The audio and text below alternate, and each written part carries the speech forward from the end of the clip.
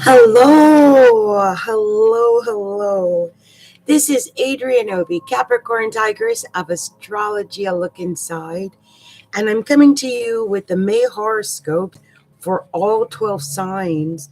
And so I just want to, before I get into the horoscopes for all 12 signs, I just want to say that for some reason today I look completely different. And the moon was in my first house in Aquarius, and it crossed over my natal Saturn. So if these readings feel a little heavy, if if you feel like you're unable to understand me for some reason, I mean, just be aware that it crossed over my Saturn in my first house, and the moon is, it makes you a little emotional. I notice I got a little round face and everything today. So we're just going to go through these, but I did want to let you guys know that I'm operating on that. I just wanted to get these to you, Saturn or not, um, because it's almost May. And I wanted to give you a little heads up because we got some ahas that are coming up in May.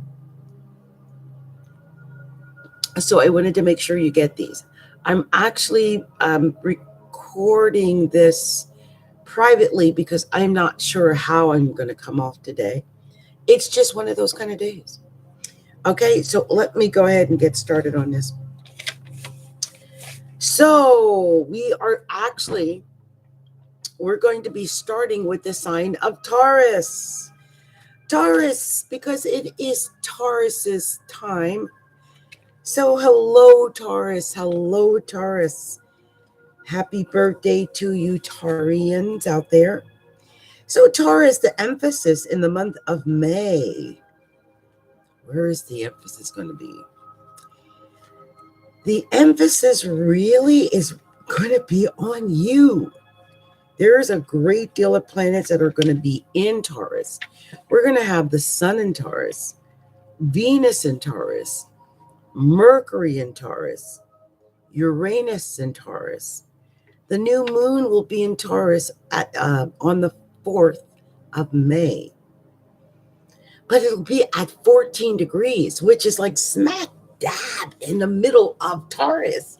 So just about every Taurus, I think, is going to be affected by that new moon. I actually think that's great.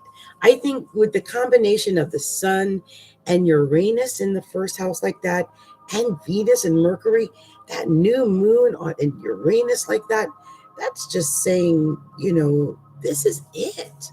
Whatever you've been carrying and holding around and whatever's been limiting you as an individual, you as a person, that ends. You're going to be able to start anew. Whatever it is, you'll feel like a brand new person, and this is the month to do it. The beginning of May, it'll give you an opportunity to work on that part of yourself, which is the personality, your physical body. You may feel some changes in your physical body. It is possible that something unexpected could happen with your physical body. I mean, we're talking Uranus and the Sun and a new moon. So be aware that something like that could happen around the 4th. You might need to be a little bit cautious about that because, well, what do you do with that much emphasis in the first house? But the thing about Taurus is ruled by Venus, and Venus is going to be home in Taurus. It's going to be in the first house.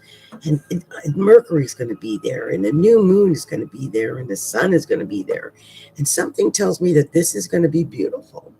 I mean, it's just a time, I believe, to heal yourself in a very wonderful way. And I hope, Taurus, I really hope you Taurians take advantage of this. It's such a wonderful opportunity to fix and heal and just come into your own. Maybe build your self-esteem and your courage again. All things are possible, Taurus. It's just beautiful. Then at the May 21st. May 21st. The Sun and Mercury will move from Taurus into Gemini. And Mars is sitting there up until, I believe it is, when does Mars move? I wrote this down so I wouldn't forget. I don't like missing things. The 15th, okay. So Mars is going to be in Gemini until the 15th. And that means it's going to be in your second house until the 15th of May.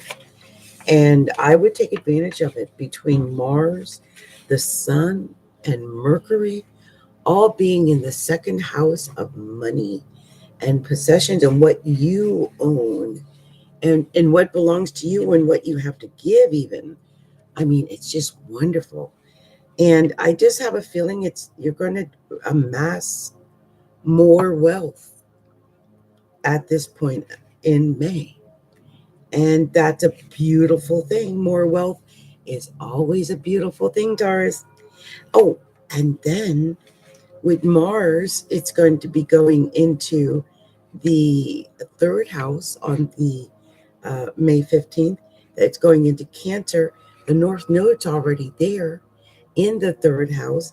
That's just going to put some emphasis on communication and maybe some short distance traveling locally. Maybe speaking with family,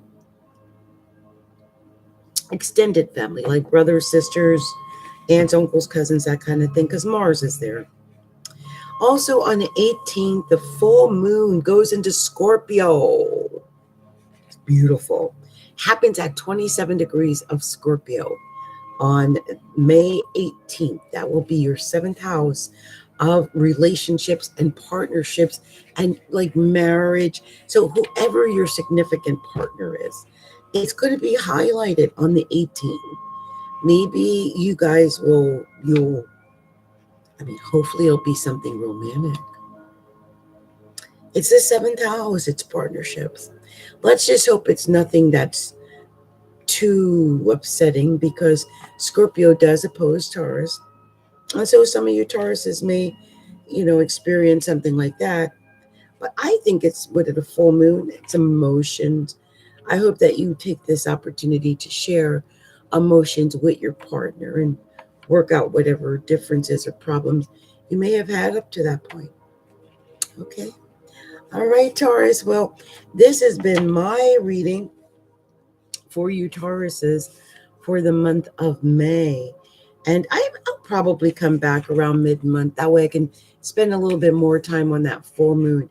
For now, just be aware that new moon in your first house just signifies a brand new you. So I hope you work on creating that brand new you with that beautiful stellium of Taurus planets sitting in the first house.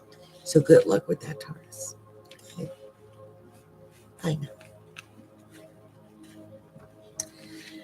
So next I have Gemini.